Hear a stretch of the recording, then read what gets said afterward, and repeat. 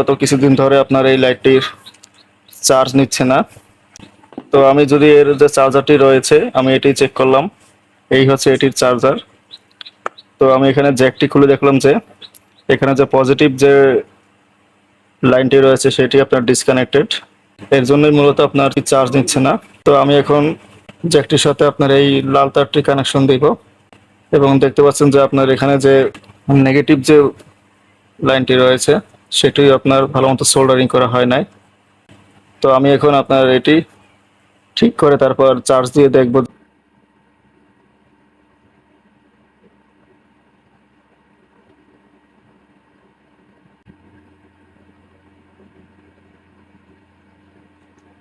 তো দেখতে পাচ্ছেন আমি জ্যাকের সাথে তার দুটি আপনার সোল্ডারিং করেছি।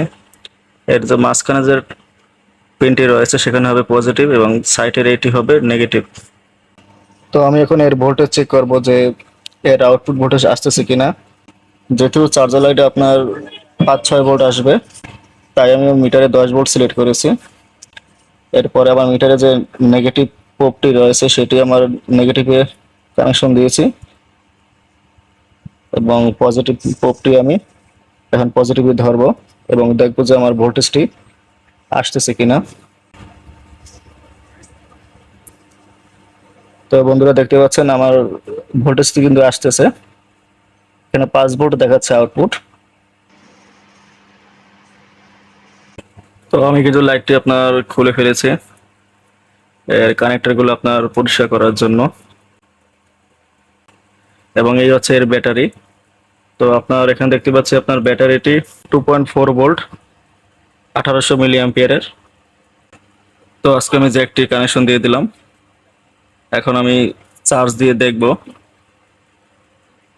যে আমার লাইটটি আপনার চার্জ নিতেছে কিনা। তো এভাবে আপনারা আপনাদের লাইটটি চার্জ না নিলে কিছু সমস্যাগুলো দেখতে পারেন।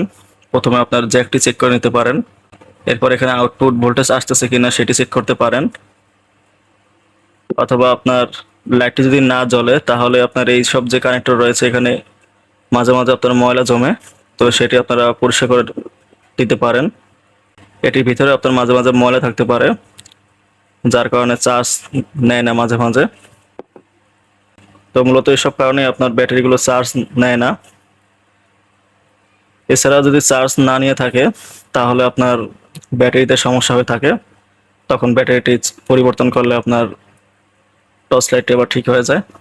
এই জ্যাকটি লাগানোর সময় আপনারা এখানে টিউব ব্যবহার করতে পারেন, টিউব ব্যবহার করে অথবা হিট দিয়ে আপনার এটি চাপিয়ে দিতে পারেন, তাহলে আপনার এই তারটি টান পড়লে না ছেঁড়ার সম্ভাবনা বেশি। এখানে লুজ থাকে তাহলে আপনার এটা টান পড়লে আপনার এটি এখান থেকে ছিঁড়ে যাবে। এরপর যদি আপনার এখানে একটা টেপ পেঁচিয়ে দেন তাহলে আপনার এখান থেকে টান পড়লেও তারটি ছেড়বে না।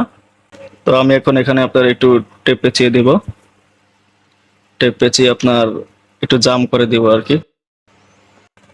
তো আমি এখন লাইটটি চার্জ দিয়ে দেখব।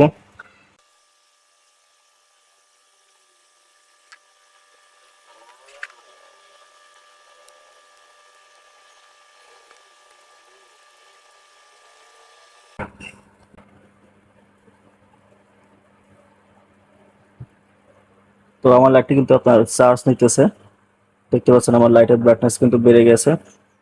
এবং আমি যদি আপনার জ্যাকটি যদি খুলে ফেলি তাহলে দেখবেন যে আমার লাইটের পাওয়ার কিন্তু কমে যাবে।